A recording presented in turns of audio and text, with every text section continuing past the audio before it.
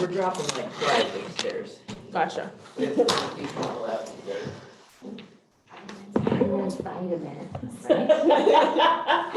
I took the week off for Thanksgiving, and then the day before I came back from my sister's in Missouri, I got the flu so bad. It was terrible.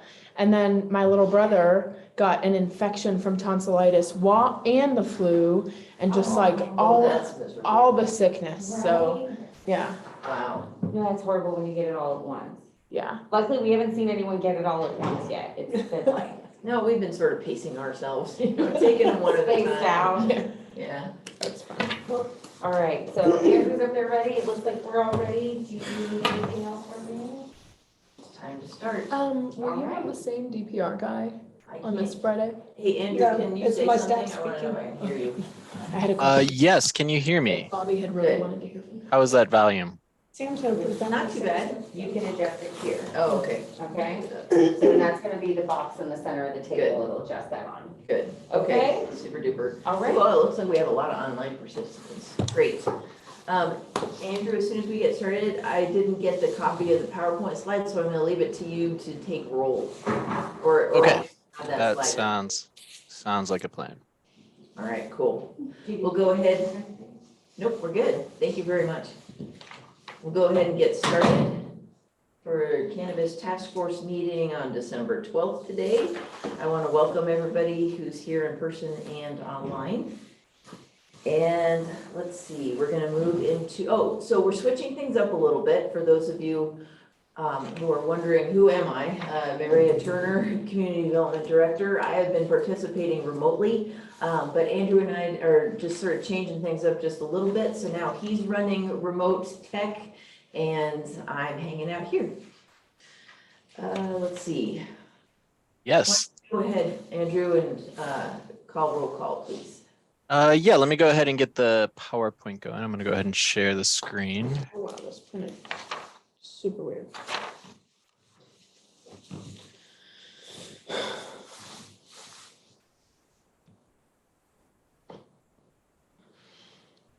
Okay, so is everyone seeing the PowerPoint there? Good. Good. All right. Okay, for today's agenda, we will go through our welcome, then our roll call of task force members, consideration of minutes. The agenda had the consideration of recommendations on the ag exempt and temporary ag structures for cannabis activities. However, we were a little late getting some of the recommendations from LCCA in. We got them yesterday and shared them with most of the people on the mailing list, so they should be able to review them. However, it's my understanding that the Farm Bureau and the fire districts have not really had ample time to review it and provide some feedback. So you can kind of see where they're at, but we're going to wait until we get their official comments and we get a final version before we really bring it forward. So with that said, then we're going to go through a quick overview of the task force roadmap. I know we've been kind of in the weeds on these small one-off issues, and we kind of wanted to pull back, zoom out, and let everybody see, especially the task force members and the general public, what our big picture is going to look like and what it, where the end of all of this might lead us. So then we'll get into the status of existing cannabis permits, a review of license types, which we may or may not have enough time to get into, and then we can open up for public comments and discussions. With that said, I'm going to work on getting through this PowerPoint as quickly as possible to open up that time. If I could just add a little bit to the consideration of recommendations on ag exempt and temporary ag structures. Absolutely. The subcommittee that we formed, or ad hoc committee that we formed at our last meeting, as a combined effort of cannabis reps along with Farm Bureau, along with fire chiefs.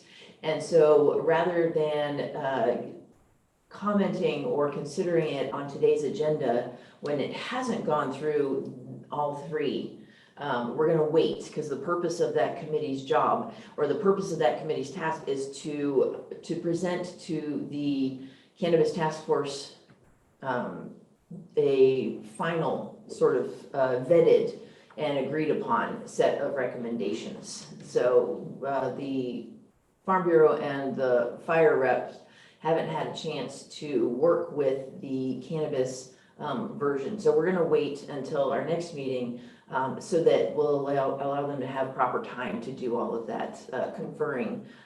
And then it'll come back to us as something that the task force can consider just by itself, just that finished document. I did have a question about our next meeting. That will be on the 26th. Yes, still on the It'll be 26th? 2 weeks from today. So the 26th, the day after Christmas.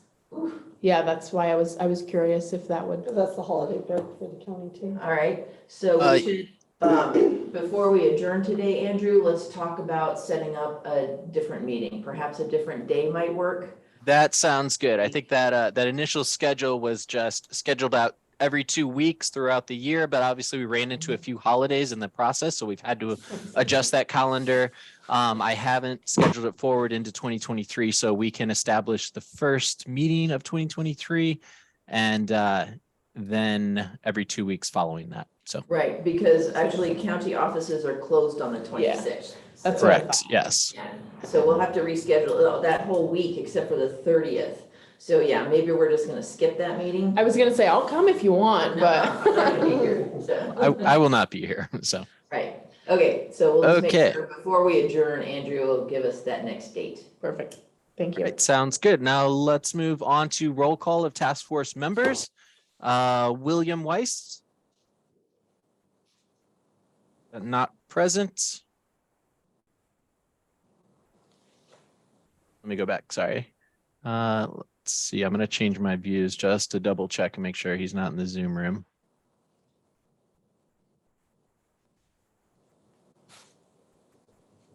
Okay, I do not see William Weiss. Jan Coppinger, She's online. he's online. Oh, sorry, I can let her speak for herself. Go ahead, Jan. And I believe you have to unmute yourself.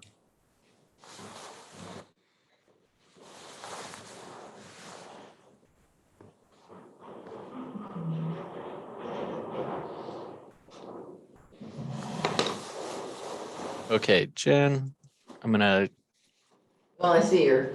Okay, Okay. I finally got it unmuted. Sorry. I'm muted. okay, there we go. No worries, I'm Jen. here. All right, Catherine Vanderwall.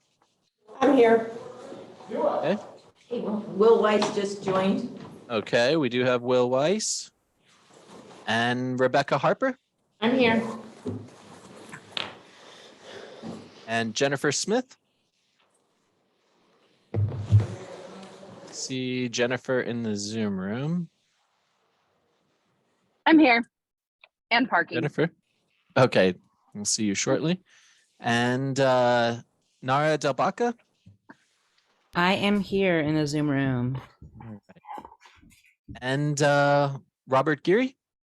I'm here in the Zoom room. Okay, we have Robert as well. And finally, our fire chief representative. I do believe I saw someone from the. We have Paul Blues here. Oh, sorry. Okay, all right. Paul Blues, okay. Okay, with that said, we will go ahead and move on with the presentation. Let me go ahead. All right. So next on the agenda is the consideration of minutes from the October 24th meeting, the November 14th meeting, as well as the November 28th meeting. As you know, I think initially there was some agenda noticing issues right around the time that we had our last website. And I also, in the last meeting that I was attending and presenting, I'd put in that slide on where to clarify where the agenda lives on our website. But with that said, the official new website, as most of you may know, went live the following day. So we may need to revisit that issue, but it is being posted. It's being sent in on our community development website. It's a similar location as was described last time, just in a new interface. But if anyone has any issues accessing it, please feel free to reach out. We are also sharing it, sending it out to everyone who we have an email for in our mailing list. So with that said, going back to the consideration of minutes, were there any comments or concerns with any of the previous minutes? We can actually give them a minute. They're scanning pretty quick over here, so we'll give them a minute. Maria, since you're there in the room, I'm going to let you take the lead on this one. Just let me know when you need me to move on to the next slide. Sounds good. I have a top bullet point on the last page. It says task force members move to accept that ag exempt structures may be used for cannabis cultivation. Which? The October minutes. Okay. That didn't happen. Task force members move to accept that ag exempt structures may be used by cannabis growers for storing of equipment, but an ag exempt structure wouldn't be used for cultivation. That's not. So wait, let me take a look at that word. Can you pass me a copy of those minutes? This is the one that she's, I don't know. Thanks. So, Oh my gosh, I can't read. This is the November. I think we got two. This is on October 24th, On the page last page. 3. page 3. At the top, this top bullet point. Top bullet point. I guess a clarification of that would be that it'd be Points on page 3. The last page, Maria.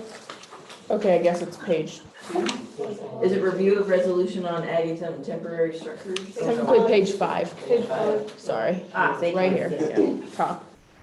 Says that ag exempt structures may be used for cannabis cultivation following the current definition.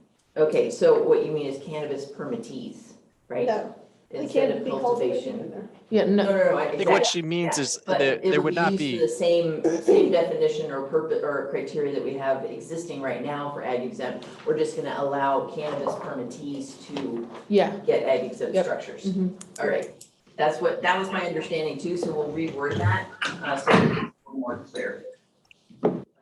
May be used by cannabis permittees. Following the current definition. Oh, I think your phone's. Hey, Jennifer. Okay, so we'll amend that to read as follows. As soon as she's done. There we go. Almost. Do it. Are we ready? Good, okay. So it'll be amended to read, task force members moved to accept that ag exempt structures may be used by cannabis permittees following the current definition of ag exempt structures in the zoning ordinance. Right? That's about right? Yeah. All right. And then I just have another question on the same page on bullet point 4. It says task force members split on a decision. I'm just curious about that verbiage since at that meeting, based on the attendance, anything that didn't approve all 4 votes would have been a no vote. So the end of that does state that there's no recommendation. Okay, Yeah. I'm just interested in why it wouldn't be rejected, such as the previous ones. I think that's what was intended by the no recommendation. Okay, Yeah, so in the at 209, they introduced the item, task force members proposed the following. Yeah, we can remove that, actually. okay. I think that's just confusing. No problem, yeah. Yeah. Are we all in agreement that we just remove that one for clarity? Anybody disagree? This 4th bullet point here. So the one that Split on says, a decision. right, it says task force members split on a decision to approve hoop house use for outdoor cultivation as described in the resolution. The task force felt that not enough members were present for this decision, but that the topic should come back to the task force for further consideration and research, no recommendation. So we're just gonna remove that so people aren't confused that no action was taken on that one. All right, any further amendments on the October 4th minutes? Oh, I scribbled all over. Sorry, keep it October 24th.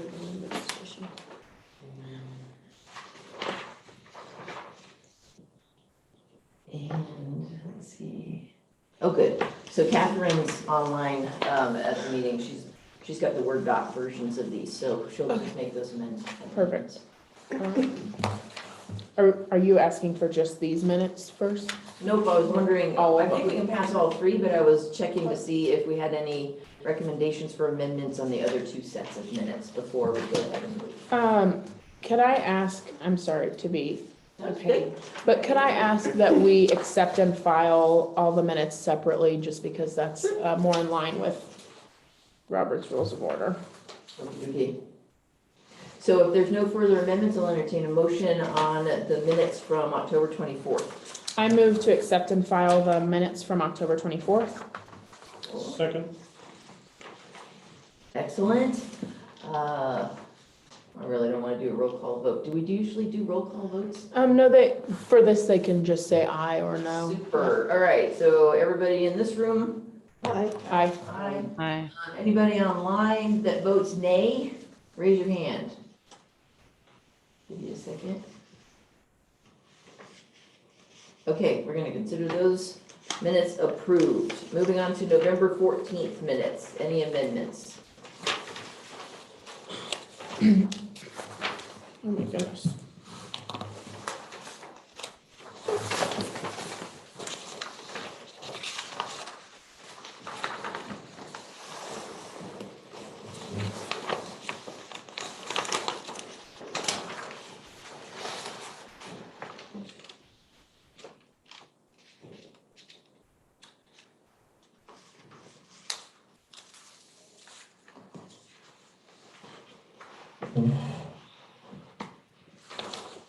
I just have one question All right, let me on, get a copy. One moment. sorry, That's okay. too many questions. Nope, not too many. We gotta get them right. It's important. So on the November 14th minutes, on the second page, about 2/3 of the way down, it says, at 1:14 PM, staff relayed that the minutes will be voted on as amended at the next meeting, but they weren't. So does that need to be changed? What was it? Well, these are the minutes for this meeting. The November 14th ones. Right. We didn't, so that stipulation would be that those would be accepted and filed at the November 28th meeting, which they weren't. So is that okay? That doesn't change the action taken on this Okay. date, though. Perfect, Staff did in fact relay it on that. perfect. Okay. Any other amendments? I'm looking for hands raised online.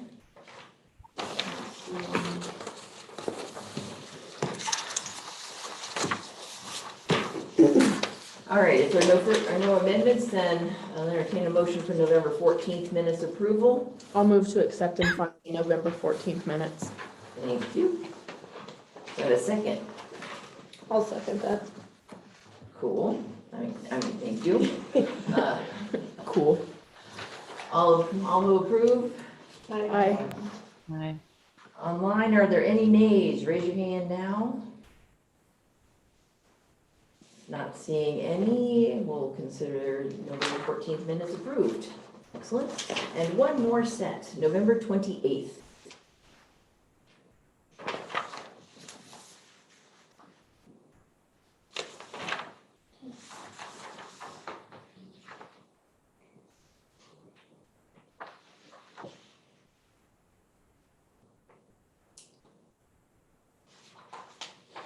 Was that November 28th meeting, the meeting that I requested Paul's presentation or a summary Yes. of to be provided? Yeah, I was gonna bring that up, but do you guys want me to put together a PowerPoint that can just be submitted with that information? Would that be preferable? I mean, whatever's best for you. I just think that that information is really valuable for the public and others to have access to. In regards to the minutes though, would we like to stipulate that? Was that an would be action provided? taken by the task force, or was that just a recommendation or a request? I mean, I requested it and then everybody said that, yes, we could do that. So I don't know if that needs. Where was that connected to? Which item? That It was was, when we were discussing minutes, actually. Yeah. Because there was a question about whether or not the previous two meetings had been recorded or something like that. Yeah. And anyway, it was in item number 3 on the minutes that we're reviewing from. Yeah. So we should say the task force requested, what exactly were we requesting? But Paul's presentation on fire codes regarding cannabis. be available to the public. Or something similar to that language. Okay, good. Let's see if Catherine's got that. Catherine, do you get that wording? Raise your hand or thumbs up. The task force requested that the PowerPoint presented by. It wasn't a PowerPoint, it was just a verbal, I don't know if that's gonna matter. Presentation, It was just a verbal presentation that I gave, it wasn't a the PowerPoint. presentation PowerPoint Yeah, with citation, please. by, and we don't want to just say Paul Blues, what's your title? Fire prevention officer. Fire prevention officer. And when did you give that? I gave it at the November 14th meeting. Super, from the 11/14/22 meeting. And then what are we requesting? That it be posted online, that it be Yeah, posted online, accessible to. in our task force section? Ideally. Super, yeah, we can do that. Online in task force section. All right, I don't see a hand raised by Catherine, but I think we got it.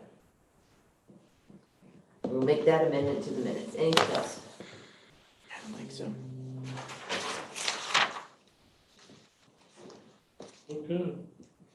Maria, this is Catherine, by the way.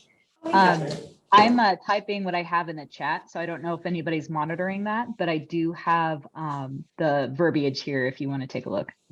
Could you just read us that one sentence? I sure can, yeah. The task force requested that the fire prevention officer, Paul Bluse's presentation on fire codes regarding cannabis be available to the public. How about instead of be available to the public, let's say be posted online in the task force webpage. Perfect. Okay, That way the public will know where to go exactly. so be posted, sorry, one more time? Will be posted online on the on the Cannabis Task Force webpage. All right, You could actually even say county webpage. like on the Just county webpage. additional All right. clarification. Super. All right, if there are no further corrections, thank you, Catherine. I'll accept a motion for approval of the November 28th minutes. I will move to accept and file the November 28th minutes. Okay, Will Wise, are you seconding? Sure. Excellent. All in favor? Aye. Anybody online against?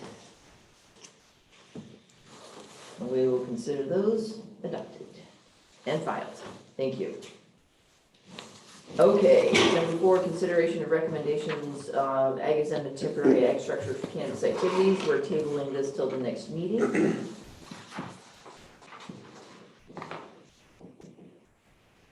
And I will hand it back to Andrew for overview of task force roadmap. Okay, moving on. Let's see, this next slide would have been dedicated to the recommendations, but we're not quite there yet. So we'll just move on and provide an overview of the task force roadmap.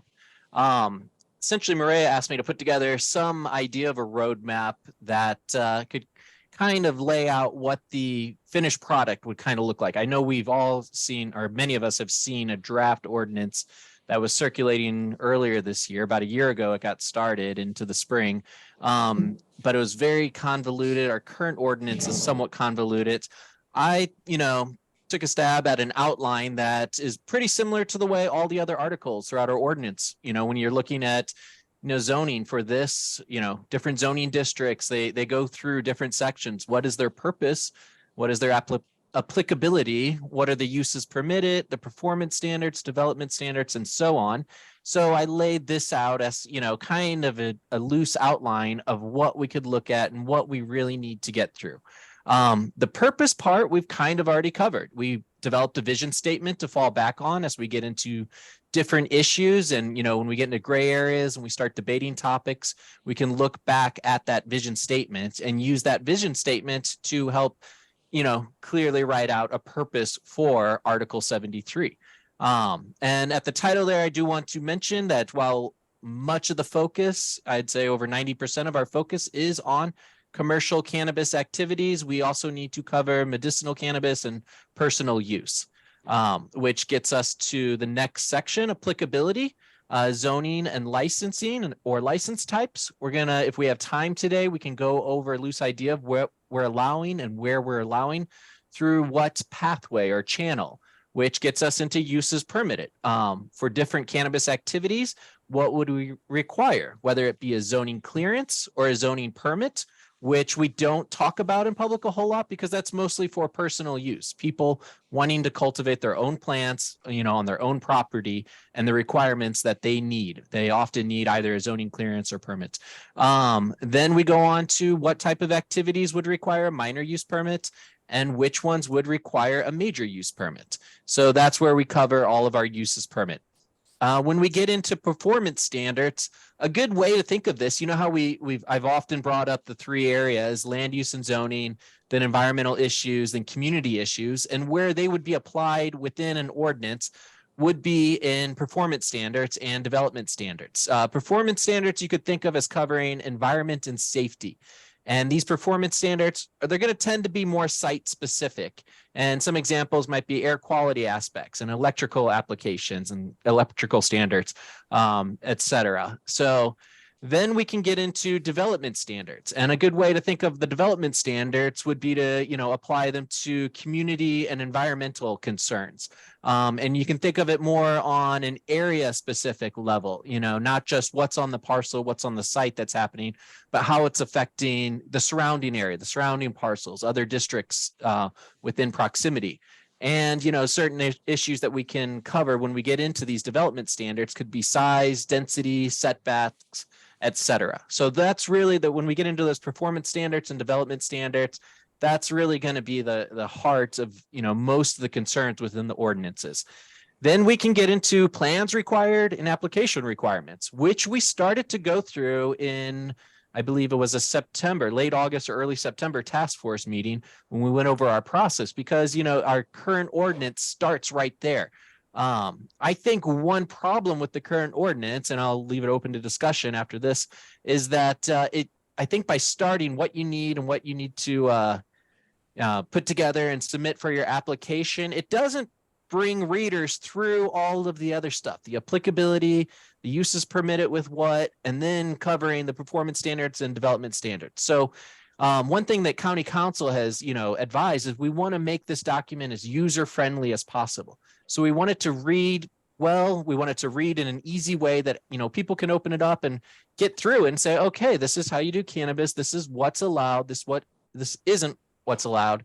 Then we can get into the plans that are required and all other application requirements. And finally, walk them through the permitting process and any other administrative procedures that apply. So again, this is going to be open for debate. You guys might want to rearrange some of these items. You might want to add some of them. I just wanted to get it out there to kind of help all the task force members and everyone in the public following along what the big picture is. What's the end game here? What are we working towards? So seeing it in a format like that, that's a little more digestible, Murray and I thought might help everyone. With that said, I'll go ahead and move on. Going through the status of existing cannabis permits. Here are some maps. The maps themselves have not been updated for a couple of months, but I think they were last updated towards the end of September to early October. So a few projects have changed. Also, some of the data on specific sizes need to be updated, but the figures that are on the left column of the screen are up to date. Currently, Lake County has approved 111 use permits for cannabis. We have 127 pending projects. This number is constantly changing. Just this past Thursday, it was 128. But we had word of a project being withdrawn. And the county has denied 7 projects to date. We have a few areas of interest in past maps. I've broken it down into supervisor districts. We've broken it down into watersheds, which we can bring back. I think there was about 11 watersheds. One of the maps on the wall behind me shows you that. But for just a way for everyone to kind of start taking in the big picture of where cannabis is at, we're going to go through a few areas of interest, which include Lake Pillsbury area, the Upper Lake area, the North Shore and Clear Lake Oaks area, Lakeport area, Kelseyville and Cobb Mountain, Morgan Valley area, and then the Middletown and Jerusalem Valley area. When the Board of Supervisors appointed a seat to the fire districts, I went over and met with some of the chiefs and kind of walked them through some of these maps. That's why I've updated some of the numbers on the left, but not necessarily the maps themselves. So moving on quickly, in the Lake Pillsbury area, we have approved 1 project and we have 3 pending. In the Upper Lake area, we have approved 14 projects. We have 14 pending. In the North Shore in Clear Lake Oaks area, we have approved 8 projects, we have 9 pending, and we have 2 denied. And if you're following along from those original figures compared to these areas of interest, they're not necessarily comprehensive. So if you're trying to see what adds up, that's why, because these areas of interest are just loosely defined. In the lake, I'm sorry, yeah. If a project has been denied but is in appeal, where is that falling in your stats? It's still pending. It's not denied until it's officially denied. Okay. So like tomorrow's appeal, let me go back to this previous map. This project here is going for an appeal. It's the Monte Cristo project. Can you see my mouse? Mm-hmm. Okay. And this project here has been withdrawn. So it's no longer on the table. It's a large project. And this was even larger, and this one has been denied. So that's where the maps are at. So yeah, it's not officially denied until it's denied. So, and that brings up a good question. The Planning Commission or the board can deny a project with or without prejudice. If it's denied with prejudice, the applicant has to wait a certain period of time. I believe it's 6 months before they can come back and reapply and continue to pursue that project. If it's denied without prejudice, that means they can come back the next day and resubmit and start the process over again. So just to clarify that aspect. But moving on into the Lakeport area, which does kind of get into the Big Valley area towards Kelseyville and a little bit further out into the hills, we have 19 approved projects and 18 pending projects and 1 denied project. And here in the Kelseyville and Cobb Mountain area, and as you can see that there's a little bit of overlap with that area of interest, there are 42 approved projects with 38 pending projects. And then on to the Morgan Valley area, we have 7 approved projects and 15 pending projects and 1 denied project, which is not on the map actually.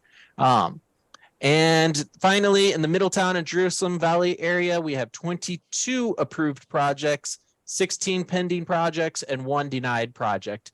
And in this area, I can see just by looking at it, the size of one of the approved projects, that entry from the data initially was put in a much larger size. The approved project that is in place, more recently one, is much smaller than what its symbology indicates. So with that gives you a kind of an idea of what we're looking at. And again, this PowerPoint is going to be converted to PDF and posted online. We've just been in a website transition for a little while now. And then going on and moving into cannabis cultivation license types that we allow in different zoning districts.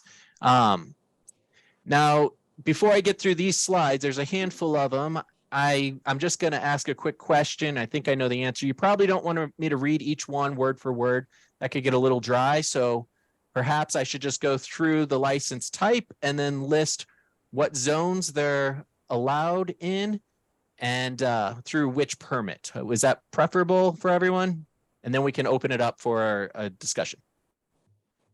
Whichever way you feel is easiest for us to digest. Okay, I think I'll go ahead with that former, or with the latter suggestion. I'll correct myself.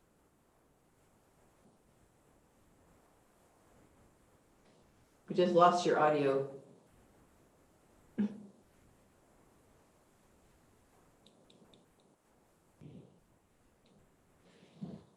Sorry, my cord here muted myself. So going back, the A type 1, the A refers to adults type 1. The majority of these licenses also have a medical application, but since we're primarily focused on commercial activities, we look at our A type 1 licenses, which are allowed through a minor use permit in ag preserve, agriculture, timber preserve, rural land, rural residential, and rural, suburban SR. Sorry, I'm drawing a blank on SR. Maria, can you help me here? Is that suburban reserve, I believe? Mm-hmm. Okay. And then our major use permits for those would be required in plan development commercial zoning. So moving on to type 1A through a minor use permit, again with agricultural preserve, agriculture, timber preserve, rural lands, rural residential, and suburban reserve. And then our major use permits would be required if you're pursuing a type 1A in plan development commercial.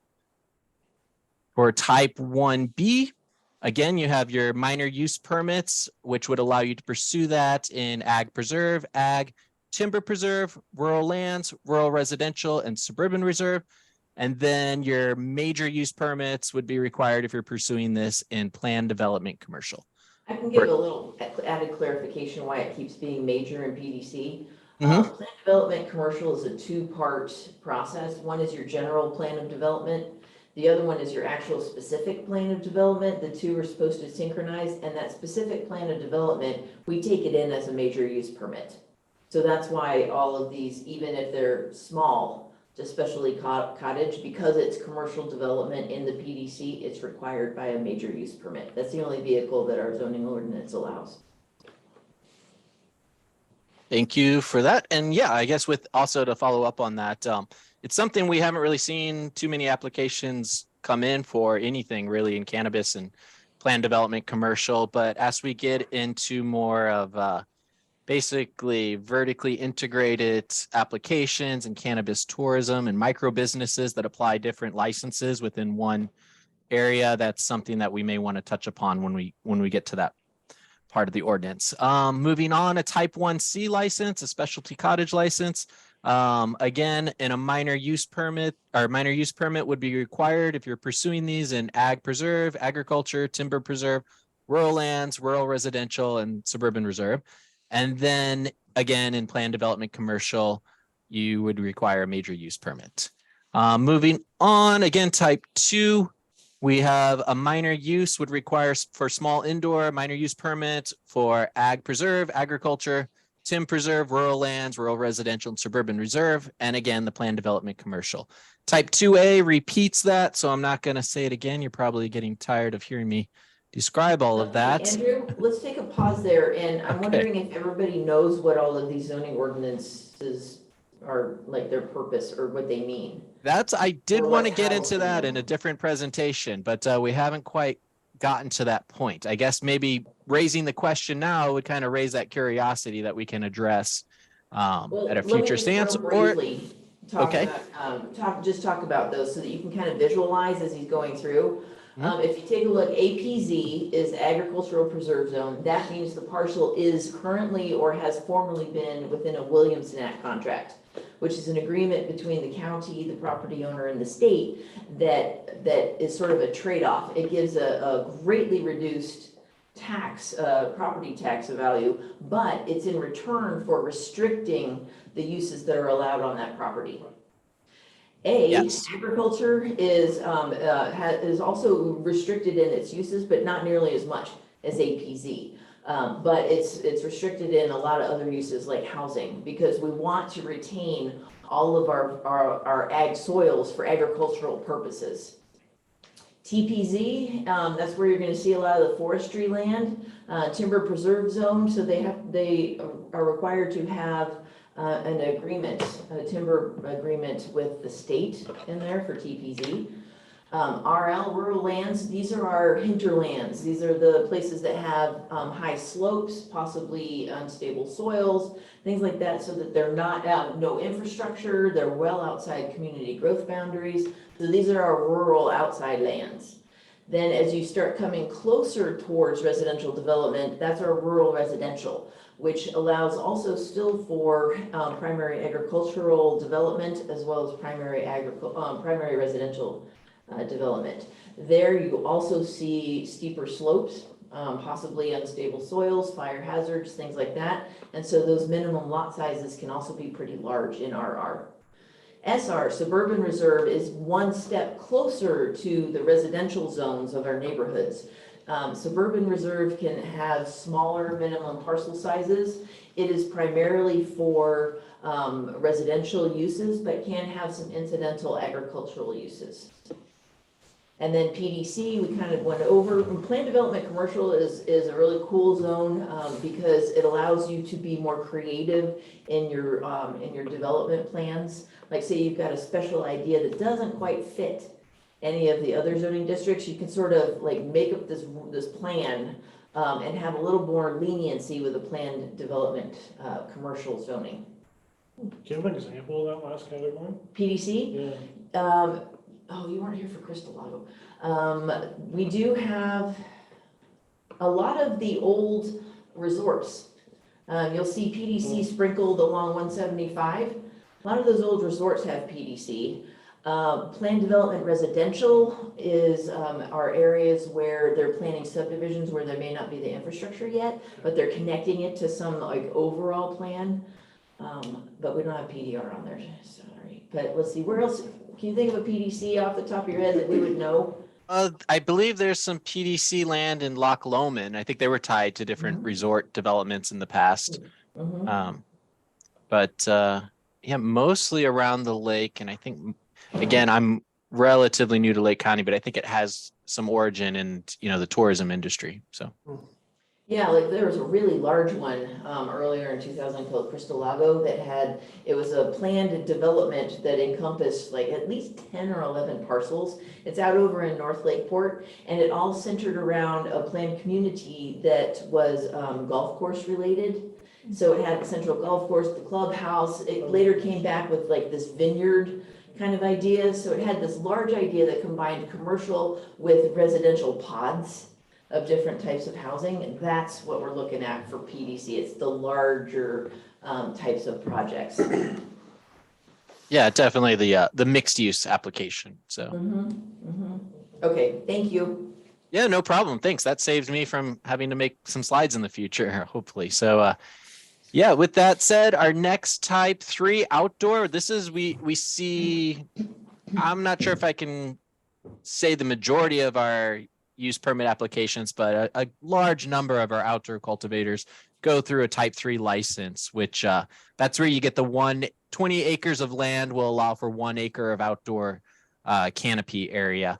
And with that, you can acquire a type 3 outdoor license through a major use permit, again, in those zones we keep touching upon, ag preserve, ag, timber preserve, rural lands, rural residential, suburban reserve, and planned development commercial. Couple more to get through. Our type 3A indoor is allowed in ag preserve, ag, timber preserve, rural lands, rural residential, suburban preserve, planned development commercial. And that same group of zones will allow you to get a type 3B mixed light through a major use permit. Finally, we have a type 4 nursery license, which is allowed through a minor use permit, ag preserve, ag, timber preserve, rural lands, rural residential, and suburban reserve, and then a major use permit for planned development commercial. And that is for the cultivation of adult use cannabis solely as a nursery. So for those of you who aren't familiar with cultivating, that's mainly where you're starting off, smaller plants to then be distributed to other cultivators. So with that said, I'm going to wrap up the presentation there and open it up for public comments. And I can go ahead and I'll stop sharing. I did see one that posted while we were receiving your presentation from Brad Chatton. Just letting you know that we're not going to read it off, but if you wanted to make your comment now while we're in public input, that'd be great. Okay, with that said, after Brad's done, we have Bart on the line. Yeah, okay. Some of you have read it. People in the room haven't read it unless they have their computer open. I've noticed that money's being paid for permits, for taxes, for the fees, etc., are being spent on items not of cannabis. And I also know that the dollar amount per pound is dropped down to where it used to be ounces in my day. And that's sad. And it's going to continue as long as illegal grows continue. And illegal grows need to be dealt with so the legal grows have a good chance of an ongoing productive farm. You can't fight illegal, and it's basically similar to the liquor industry, alcohol beverage control, how, and remember the chase the bootlegger, chase the guy with the still. Well, that's similar, and that was the revenuers, but we don't have revenuers. We don't have anybody that's going to move actively against illegal grows to give all of the legal growers a chance. And, to me, it's counterproductive to be spending cannabis money on things that are not cannabis. The longer you keep spending money that's cannabis money, the longer the price of your product is going to remain low. And you have a lot of power. You have a lot of power in this task force to create a really sustainable cannabis business. And you can be the leaders in the state. And a lot of people are coming to Lake County to grow because of many, many, many reasons. But you have a chance. You have a chance to create a large, large business here. And that's pretty much my message. Okay. Thank you, Mr. Chatton. Bart, you're next.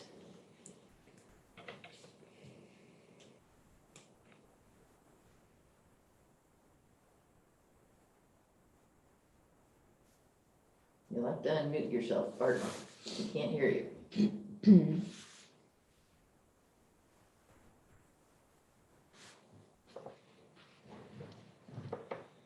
All right, she's still on mute. We're gonna move on to Betsy Kahn. Oh, wait, there she is. Hi. Okay. Oh, I'm sorry. Can you hear me? Yes. Thank you so much. In the Board of Supervisors agenda for tomorrow is the appeal for the Monte Cristo project, a very large project that happens to be next door to a former supervisor, Jim Steele. And he has submitted, as has his neighbors, several letters detailing the actual effects of living next door to cannabis grows in detail. And so I want to give everybody a chance to look at the kinds of issues that come up for individual property owners and residences, and keep in mind that this special circumstance is, I believe Supervisor Steele was one of the original authors of the original Cannabis Ordinance, and now has had the opportunity to see what it's like if it's right next door to him. And he's pointing out many significant things that do not work and are detrimental to the residences and surrounding neighborhoods. The other thing I wanted to get a sense of is, I know that we're told that originally some years ago pot was going for a high of $2,000 a pound, and then we heard that last year it was between $150 and $250, I believe, but I haven't heard what the going price is for this year, which has significance to evaluate what kind of overall revenue can possibly come in, and what the individual growers are having to manage to sustain themselves. And then finally, it's come to my attention that Lake County may be the only county in California that has unlimited size projects. So it's essential that we all keep in mind that when we're talking about projects, we're talking about what has to work for both small individual growers, but also enormous industrial growers. Thank you. Thanks, Bart. Next we have Betsy Kahn, and then we'll go to Nara. Thank you, Maria. I have two questions. The first one is earlier in your descriptions, you and Andrew both said something about the rationale for, and I'm not sure what, but having to do with the preservation of agricultural soils. So maybe the reason why these were permitted in suburban reserve or rural lands areas outside of the agricultural lands zoning areas had something to do with, keeping the ag operation.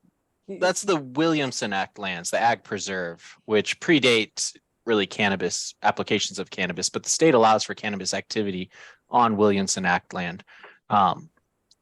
Maria, she's Well, more of a. Let's let Betsy finish her public input. That's Oh, that's sorry all right. about that. That's good. I mean, if you're quoting from the Williamson Act, what was the reason for that? What's the rationale related to this permit construction or this ordinance construction?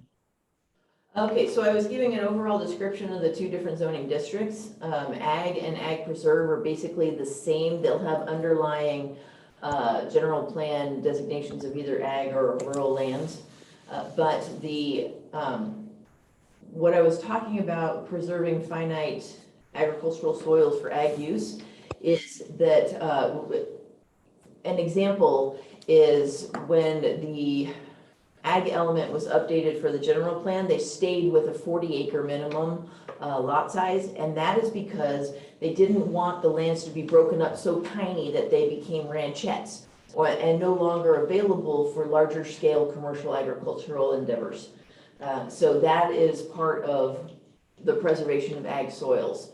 Another restriction in ag zoning district is that you can have a single family residence, but you can't have an ADU like all like R1, R2, R3. You can't have that. You could have ag related additional housing, but it has to be directly connected to an ongoing commercial agricultural operation. So there are a number of restrictions for those things to make sure that we don't end up losing ag soils to something other than an agricultural use. Does that help clarify a little? That helps a lot. Is that being used though as a justification for giving the permitting to local areas such as what Bart and other people talk about in what we saw in Icoff Road, for example? Is there a tie there, a philosophical or practical tie between those two? From the department's point of view, we go by what is currently zoned, what is currently approved in the zoning ordinance. And so we'll take a look. We do allow cannabis cultivation within the agricultural zones as well as APZ. And so the presentation that we would make to any deciding body, be it the planning commission or the board of supervisors, would be to point out the areas where the proposed project is consistent or not consistent with our existing documents, our area plans, general plans, and zoning ordinances. Great, thank you for that answer. My second question really has to do with who are the people in the conference room?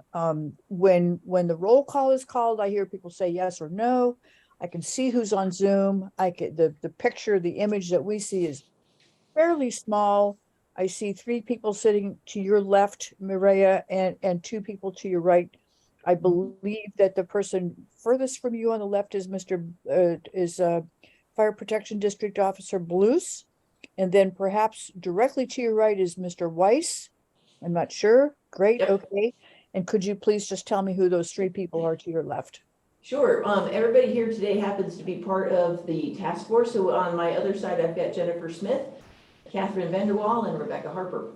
Oh, thank you so much. It's so helpful to put to be able to associate the names with the faces. Indeed. Great, thanks.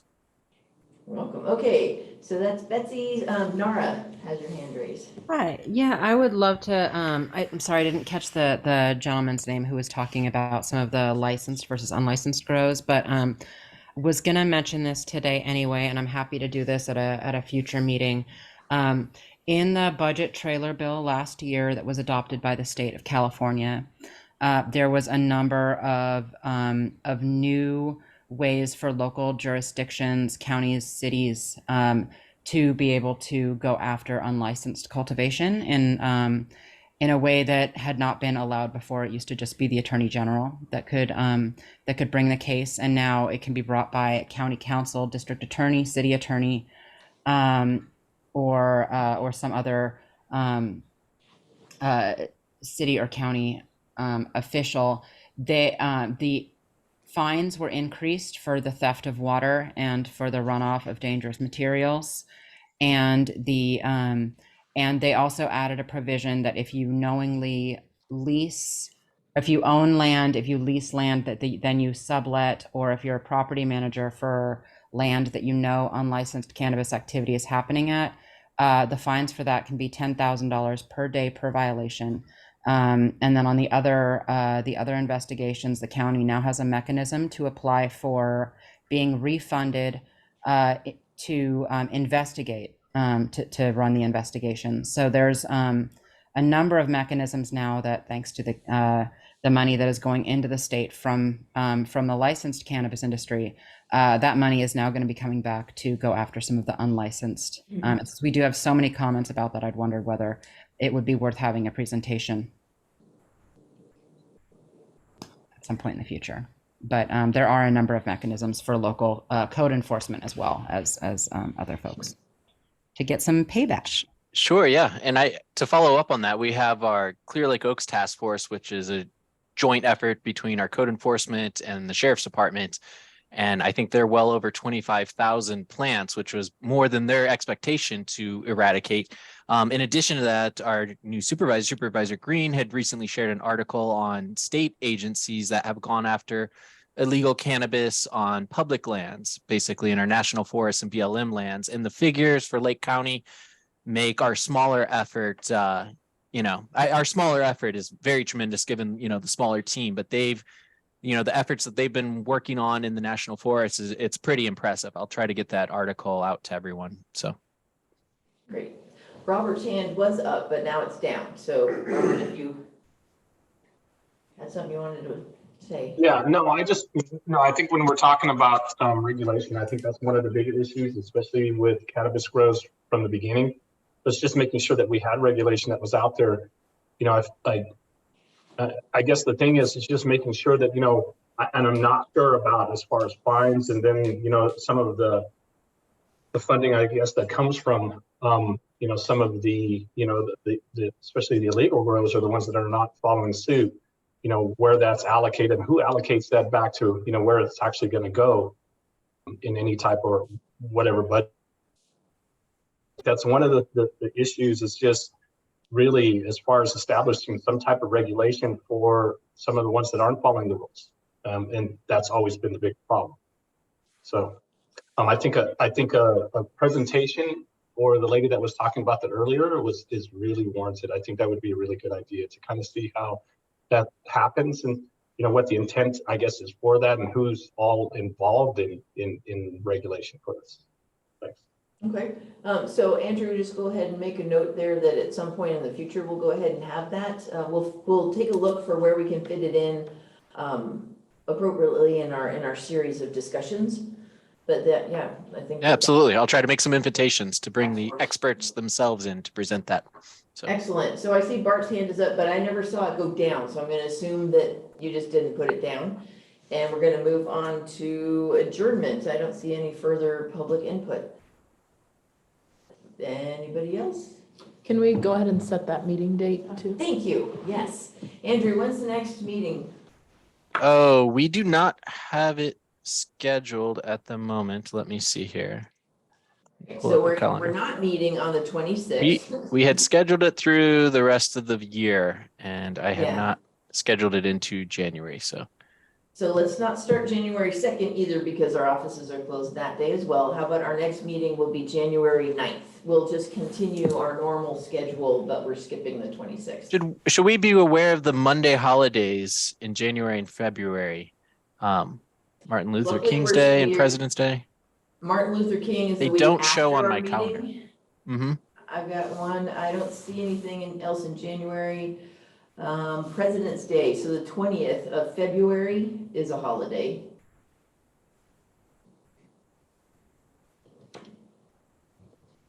How about if we send out a doodle poll to the task force to set another meeting in place of February 20th.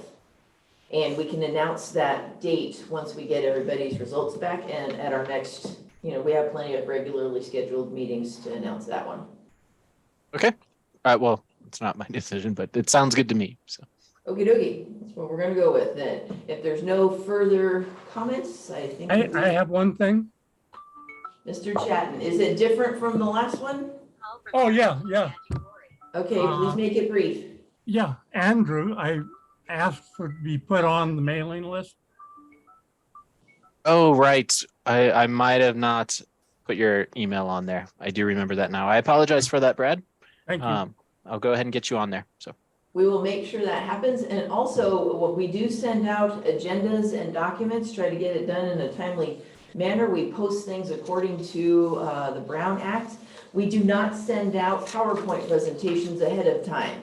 However, after our meeting, we'll make sure we get those posted on the task force website so that anybody can have them for reference. All right, I think that's all we got for the good of the order. We're going to adjourn this meeting now. Thank you very much, everybody, for taking the time to attend. Thank you. Yep. So thanks